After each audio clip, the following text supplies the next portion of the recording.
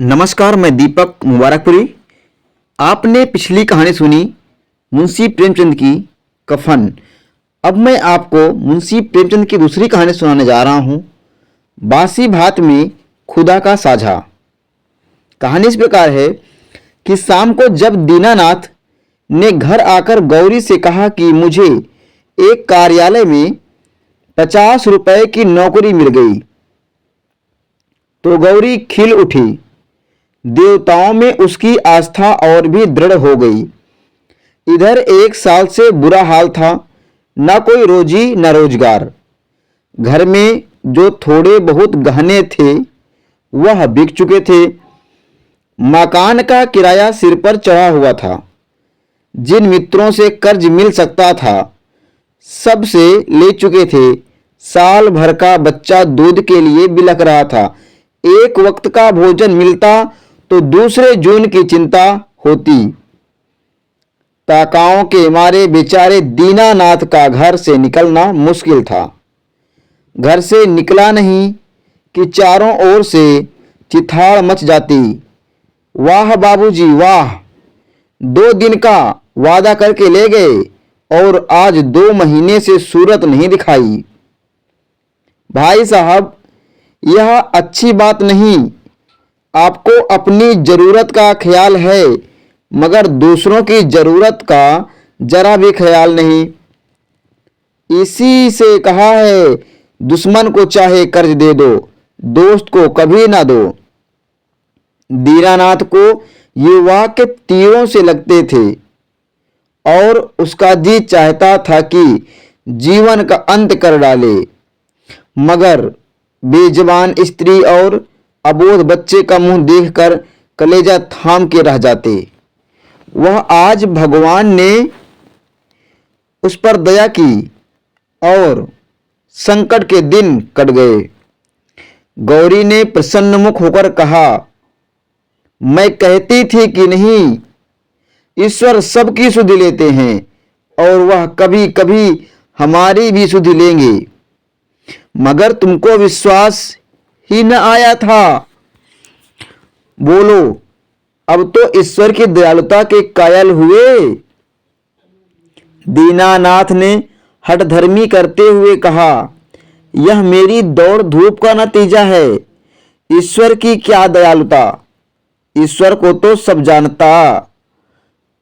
जब कहीं से छप्पर फाड़ कर भेज देते, लेकिन मुंह से चाहे कुछ कहें, ईश्वर के प्रति उसके मन में श्रद्धा उदय हो गई थी। दीनानाथ का स्वामी बड़ा ही रूखा आदमी था और काम में बड़ा चुस्त। उसकी 50 के लगभग की उम्र थी और स्वास्थ्य भी उसका अच्छा ना था। फिर भी वह कार्यालय में सबसे ज्यादा काम करता था। मजाल न थी कोई आदमी 1 मिनट भी देर करे या 1 मिनट भी समय इसके पहले चला जाए। बीच में 15 मिनट की छुट्टी मिलती थी। बीच में 15 मिनट की छुट्टी मिलती थी। उसमें जिसका जी चाहे पान खा ले या सिगरेट पी ले या जल पान कर ले। इसके अलावा 1 मिनट का अवकाश न मिलता था। वेतन पहली तारीख को मिल जाता था। उत्सवों में भी दफ्तर बंद रहता था और नियत समय के बाद कभी काम न लिया जाता था। सभी कर्मचारी को बोनस मिलता था और प्रोविडेंट फंड भी, ये सुविधा भी उपलब्ध थी। फिर भी कोई आदमी खुश न था। काम या समय की पाबंदी, किसी को इस पर कोई शिकायत ना थी। शिकायत थी केवल स्वामी के शुष्क व्यवहार से। कितना ही जी लगाकर काम करो, कितना ही प्राण दे दो, पर उसके बदले धन्यवाद का एक शब्द भी न मिलता था। कर्मचारियों में और कोई संतुष्ट हो या ना हो, दीनानाथ को स्वामी से कोई शिकायत ना थी। वह घुड़कियां और फटकार पाकर भी शायद उतने ही परिश्रम से काम करता था। साल भर में उसने कर्ज चुका दिया और कुछ धन भी संचय कर लिया। वह उन लोगों में था जो थोड़े में भी संतुष्ट रह सकते हैं, अगर नियमित रूप से मिलता जाए। 1 रुपया भी किसी खास काम में खर्च करना पड़ता तो दंपति में घंटों की सलाह होती और बड़े झांव झांव के बाद कहीं मंजूरी मिलती थी।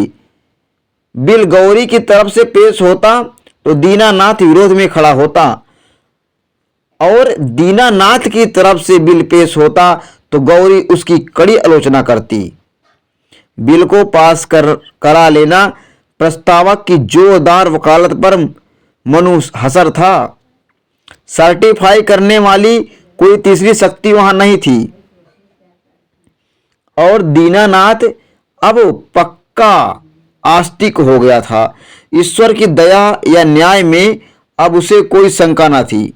नित्य संध्या करता और नियमित रूप से गीता का पाठ करता।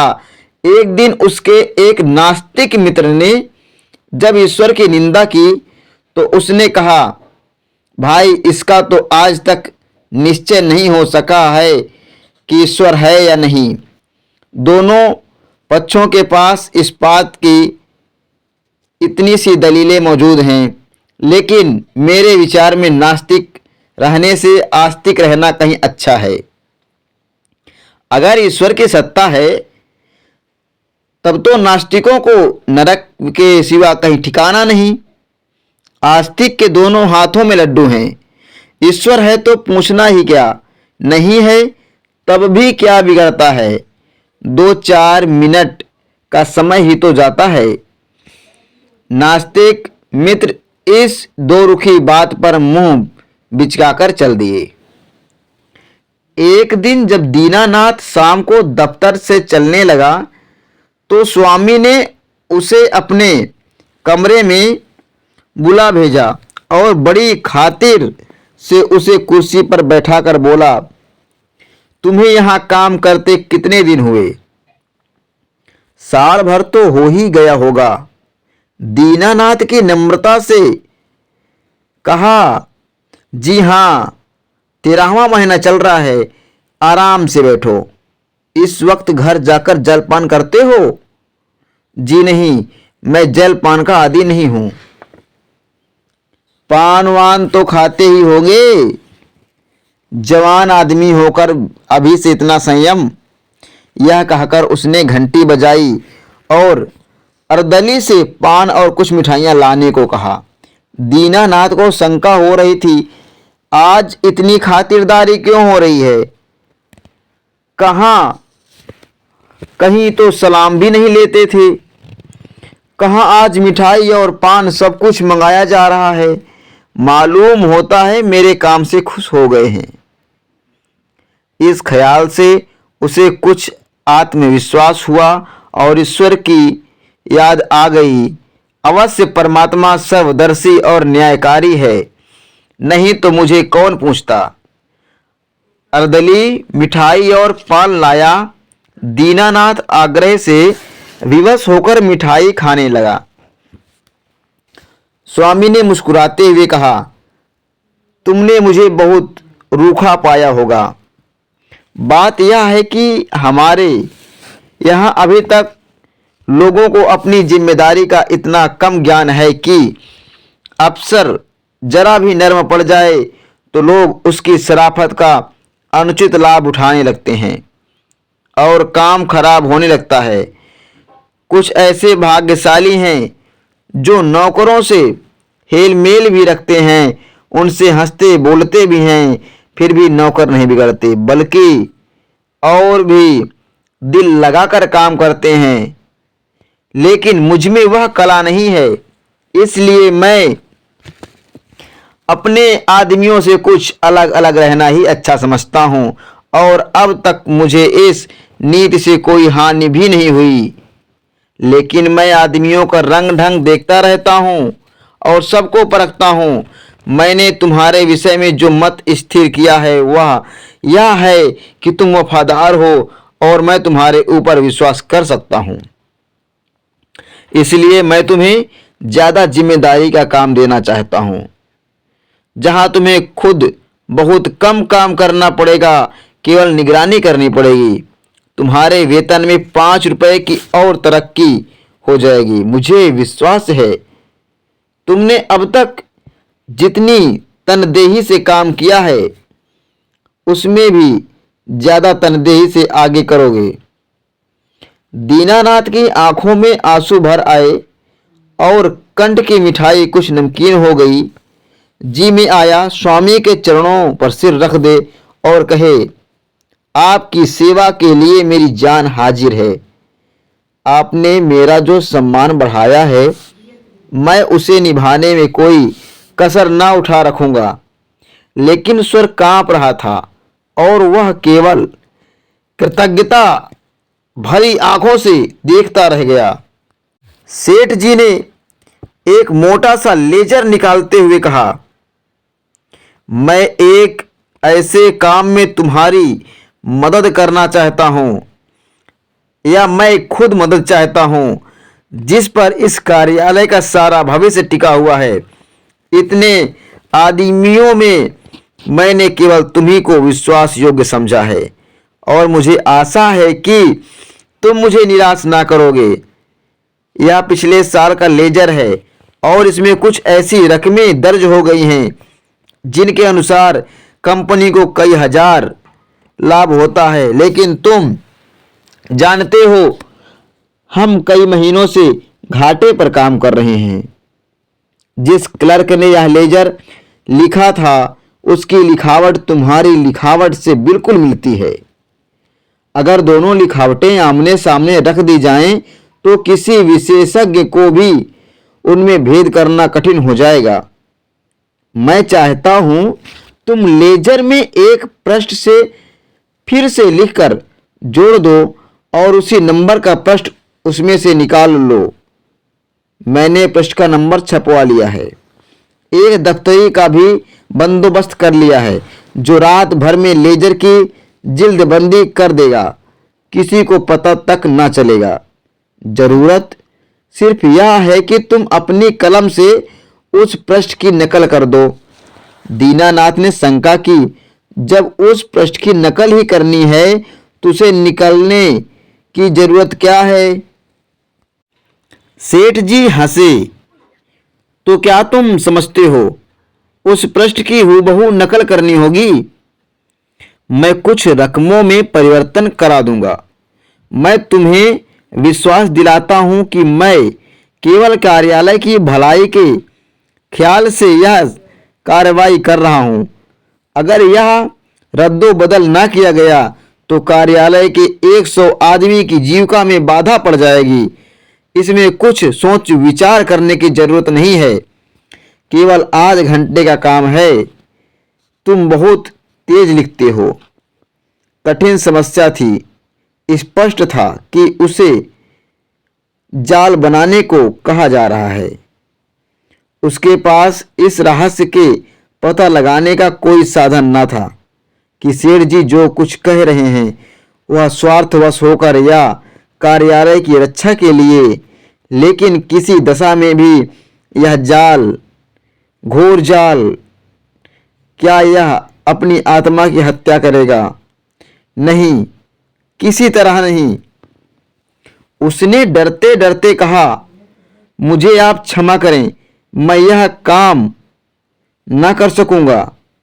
सेठ जी ने उसी अविचलित मुस्कान के साथ पूछा, क्यों? इसलिए कि यह सरासर जाल है। जाल किसे कहते हैं? किसी हिसाब में उलटफेर करना जाल है, लेकिन उस उलटफेर से 100 आदमियों की जीविका बनी रहे तो इस दशा में भी वह जाल है। कंपनी की असली हालत कुछ और है, कागजी हालत कुछ और है। अगर यह तब्दीली न की गई तो तुरंत कई हजार रुपए नफे के देने पड़ जाएंगे और नतीजा यह होगा कि कंपनी का दिवाला हो जाएगा और सारे आदमियों को घर बैठना पड़ेगा। मैं नहीं चाहता कि थोड़े से मालदार हिस्सेदारों के लिए इतने गरीबों का खून किया जाए। परोपकार के लिए कुछ जाल भी करना पड़े तो वह जाल आत्महत्या नहीं है, वह आत्मा की हत्या नहीं है। दीनानाथ को जब कोई जवाब न सूझा, अगर सेठ जी का कहना सच है और इसी जाल से 100 आदमियों को रोजी बनी रहे, तो वास्तव में वह जाल नहीं है, कठोर कर्तव्य है। अगर आत्मा की हत्या होती भी हो तो 100 आदमियों की रक्षा के लिए उसकी परवाह नहीं करनी चाहिए। लेकिन नैतिक समाधान हो जाने पर अपनी रक्षा का विचार आया। बोला, लेकिन कहीं मामला खुल गया तो मैं तो मिट जाऊंगा सेठ जी।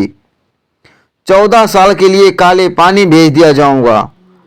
सेठ ने जोर से कहा मारा, अगर मामला खुल गया तो तुम ना फंसोगे, मैं फंसूंगा। तुम साफ इनकार कर सकते हो, लिखावट तो पकड़ी जाएगी। पता ही कैसे चलेगा कि कौन सा पृष्ठ बदला गया? लिखावट तो एक सी है। दीनानाथ परास्त हो गया। उसी वक्त उस पृष्ठ की नकल करने लगा। फिर भी दीनानाथ के मन में चोर पैदा हुआ था। गौरी से इस विषय में वह एक शब्द ना कह सका। 1 महीने के बाद उसकी तरक्की हुई। 100 रुपए मिलने लगे, 200 बोनस के भी मिले। यह सब कुछ था।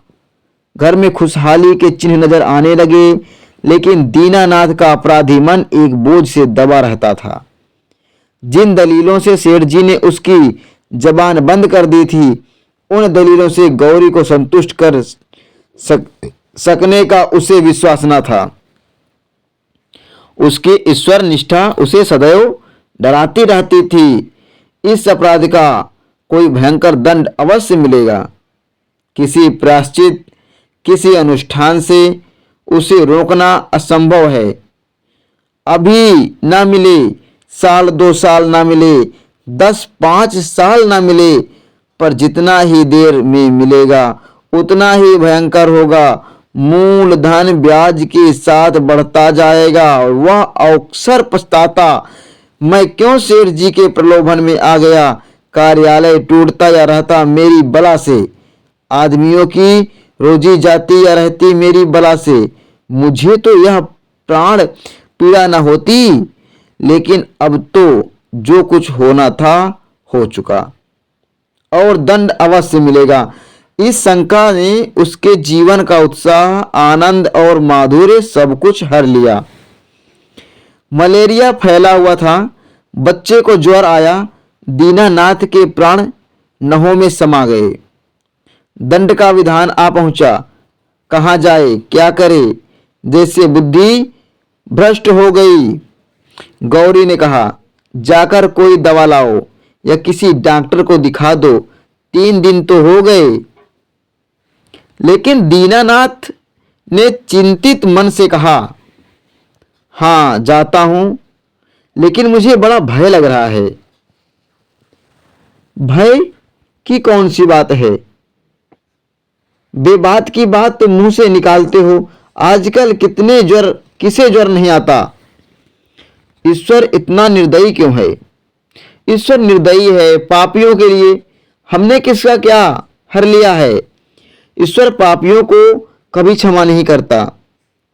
पापियों को दंड ना मिले तो संसार में अनर्थ हो जाए, लेकिन आदमी ऐसे काम भी तो करता है जो एक दृष्टि से पाप हो सकता है, दूसरी दृष्टि से पुण्य। मैं नहीं समझी। मान लो मेरे झूठ बोलने से किसी की जान बचती हो तो क्या वह पाप है? मैं तो समझती हूं ऐसा झूठ पुण्य है। तो जिस पाप से मनुष्य का कल्याण हो वह पुण्य है, और क्या? दीनानाथ की अमंगल शंका थोड़ी देर के लिए दूर हो गई। डॉक्टर को बुला लाया, इलाज शुरू किया। बालक 1 सप्ताह में चंगा हो गया। मगर थोड़े दिन बाद दीनानाथ खुद बीमार पड़ा। वह अवश्य ही ईश्वरीय दंड है और वह बच नहीं सकता। साधारण मलेरिया ज्वर था, पर दीनानाथ की दंड कल्पना ने उसे सन्निपात का रूप दे दिया। ज्वर में नशे की हालात की तरह यूं ही कल्पना शक्ति तीव्र हो जाती है। पहले केवल मनोगत शंका थी, वह भीषण सत्य बन गई। कल्पना ने यमदूत रच डाले, उनके भाले और गदाएं रच डाली, नरक का अग्निकुंड दहका दिया। डॉक्टर की एक घूंट दवा 1000 मन की गदा के आवाज और आग के उबलते हुए समुद्र के दाह पर क्या असर करती। दीनानाथ मिथ्यावादी न था, पुराणों की रहस्यमय कल्पनाओं में उसे विश्वास न था। नहीं, वह बुद्धिवादी था, और ईश्वर में भी तभी उसे विश्वास आया जब उसकी तर्क बुद्धि कायल हो गई। लेकिन ईश्वर के साथ उसकी दया भी आई, उसका दंड भी आया। दया ने उसे रोजी दी, मान दिया। ईश्वर की दया न होती तो शायद वह भूखों मर जाता। लेकिन भूखों मरना अग्नि कुंड में ढकेले या दिए जाने से कहीं सरल था, खेल था।